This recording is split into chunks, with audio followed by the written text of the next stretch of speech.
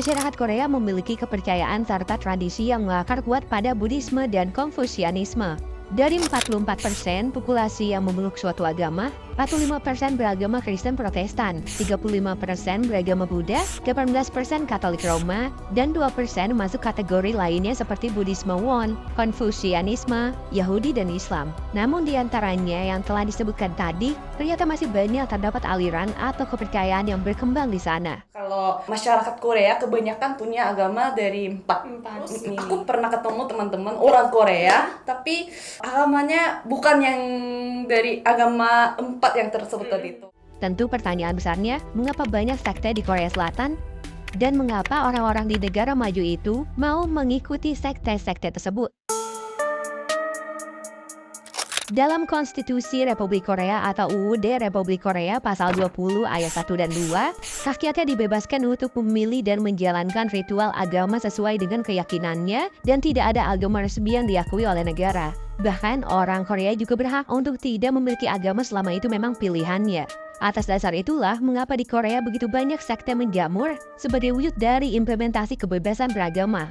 Pemerintah pun akhirnya tidak bisa menahan laju terciptanya sekte-sekte baru di Korea. Sekte-sekte baru tersebut kemudian dimanfaatkan atau sengaja dibuat oleh oknum untuk meraup keuntungan, memperdaya lawan jenis, dan hal-hal gila lainnya. Niat-niat jahat tersebut yang kemudian menggiring sekte-sekte ini dikenal dengan sekte sesat karena menerapkan ajaran yang di luar akal sehat, bahkan dapat mengarah ke kasus kriminal seperti pemerkosaan hingga pembunuhan, bahkan mungkin penumbalan, seperti pada 16 April 2014. Sebuah kapal feri tenggelam di tengah perjalanan dari Incheon menuju Jeju. Sebanyak 306 penumpang, yang kebanyakan seusia murid SMA, meninggal dunia dalam kecelakaan kapal terbesar dalam sejarah Korea Selatan tersebut. Namun yang jadi fokus pembicaraan adalah bahwa sang pemilik kapal itu adalah Yo Byung-eun, seorang pendiri sekte penebusan, salah satu aliran yang tengah naik daun kala itu. Ia disebut merayu anak-anak remaja dengan ajaran-ajaran Kristiani yang menyimpang. Lalu pada 1987, sebuah kasus dilaporkan berkaitan dengan sekte sesat bernama Odayang. Semuanya bermula saat polisi Korea Selatan menemukan 33 mayat dalam keadaan kaki dan tangan terikat jadi satu, leher terikat tali, dan mulut tersumpal di loteng kafetaria pabrik di Yongin. Police had been looking for Park. She owed a great deal to 300 creditors for her factory and nursery school. The factory workers were followers of her doomsday cult.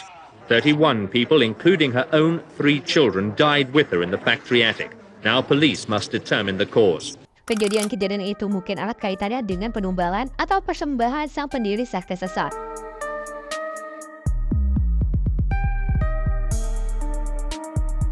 Terminologi sesat di sini dilandasi atau diambil dari alasan-alasan yang merugikan para pengikutnya secara halus, bukan sesat seperti terminologi umum. Istilah yang digunakan biasanya adalah idan, alias bid'ah atau kesesatan. Itu adalah istilah teologis, mengacu pada keyakinan yang menentang doktrin agama ortodoks. Sekte di Korea dipandang sebagai kelompok yang menyimpang dari doktrin agama tradisional.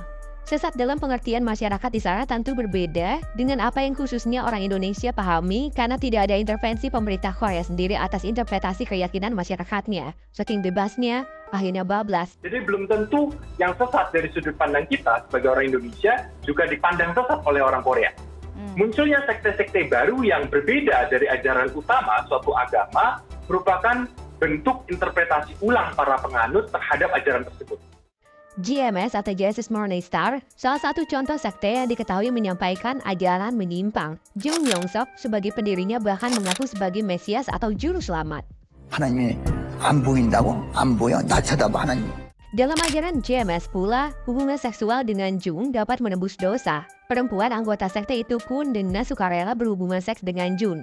Meski ajarannya dianggap gila, sekte ini sangat populer di kalangan anak muda Korea Selatan. Jung melakukan berbagai upaya untuk menarik perhatian para remaja hingga dewasa muda seperti menyelenggarakan acara hiburan dan olahraga. Salah satu jemaat sekte sesat ini adalah anggota boyband DKZ, yaitu Kyunghyun. Dirinya mengaku pernah menjadi anggota sekte sesat GMS karena keluarganya. Kyunghyun akui dirinya juga dicuci otak oleh sekte tersebut.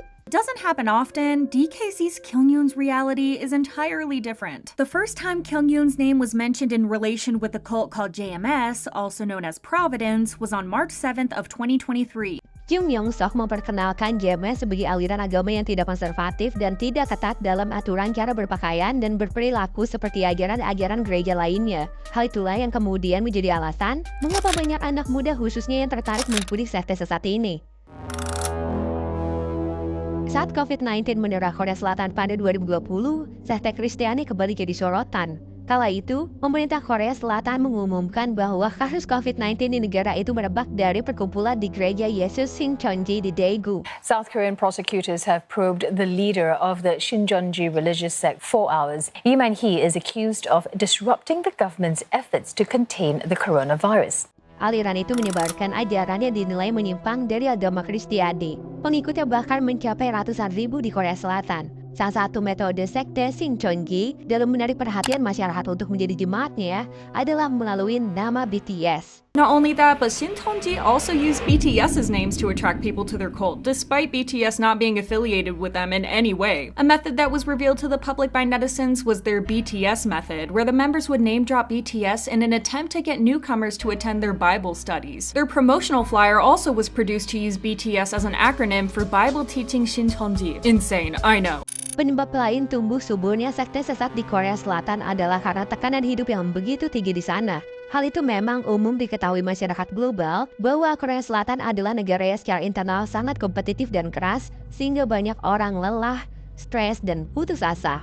Kelelahan dan keputusasaan itu kemudian melandasi angka bunuh diri di sana sangat tinggi di antara negara-negara maju yang lain. Di tengah tekanan berat tersebut, sekte-sekte ini menawarkan rasa aman, di mana jemaat dapat merasa dilindungi dan memiliki satu sama lain. Ikatan jemaat di sekte-sekte itu pun semakin kuat karena para anggotanya rata-rata memiliki permasalahan serupa, yaitu persekusi masyarakat, gereja, bahkan permasalahan di lingkungan keluarga dan teman. Budaya masyarakat Korea Selatan yang menghargai kerja keras, persaingan, dan pencapaian yang tinggi ditandai sebagai sebuah celah yang dimanfaatkan oleh pendiri-pendiri sekte sesat tersebut. Beberapa sekte itu kemudian menjanjikan kesuksesan dan kekayaan yang cepat dan mudah, sehingga menarik minat dari orang-orang yang tergoda oleh janji-janji tersebut. Sekte sesat yang berkembang di masyarakat Korea jika dilihat secara historis berasal dari era traumatis dalam sejarah Korea, yaitu pendudukan Jepang, Perang Korea, dan kediktatoran militer. Bahkan dalam buku The Koreans, Who They Are, What They Want, Where Their Future Lies, karya jurnalis Michael Brain melaporkan bahwa sejak awal 1960-an, di Korea Selatan sudah terdapat sekitar 70 orang yang mengaku sebagai Mesias dan telah memiliki pengikut. Ketidakstabilan dan ketidakpastian emosi dari era itu memupuk lingkungan yang ideal bagi sekte untuk tumbuh. Perang memupuk ketakutan dan mendorong orang untuk membentuk kelompok-kelompok aliran kepercayaan untuk mencari stabilitas. Di masa-masa penuh ketidakpastian seperti itu, warga Korea membutuhkan tumpuan yang jelas. Sekte pun kemudian hadir menawarkan kepastian semu bagi mereka.